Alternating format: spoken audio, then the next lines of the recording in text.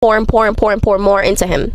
No. Consistency earns access, not one moment. Scenario number 6, I call this one the highest level. You catch yourself overgiving, and instead of correcting it, you rationalize. I'm just being loving. I don't want to be transactional. I don't want to keep score. But deep down, you know you crossed your own boundary. This is how you're going to reset that. You don't justify misalignment. You'll recalibrate immediately, expeditiously. Overgiving starts the moment you abandon yourself to keep the connection and keep the dynamic comfortable.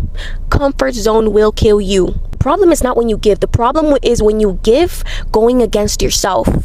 That's where it becomes a problem. The goal isn't to give less, it's to stop giving where you are not met. The goal is to not give less, it is to stop giving where you are not met. This is why you always must be 1 foot in and 1 foot out as a woman when it comes to your relationship. Because a man will try to get comfortable, okay? He will. If you saw yourself in more than one of these, good. That is awareness, but awareness alone does not break the pattern. Break the pattern today, or the loop will repeat tomorrow. You must break the pattern today, or the loop will repeat tomorrow. And that is exactly what we rewire inside the feminine reset. And if you actually want to understand how men respond to energy and investment, that is exactly what I break down inside the provider magnet. Now, let me add something on here, because this is where a lot of women confuse themselves. This looks different depending on the stage that you're in. Dating is not the same as a relationship. In the beginning, your job is not to teach a man how to show up for you. Your job is to observe him, to watch how he communicates, how he leads, how consistent he is without your input. Because in the early stages, he's already showing you his baselines. You just have to pay his baseline. You just have to pay attention. So when you start saying things like, I want more communication, I want more clarity,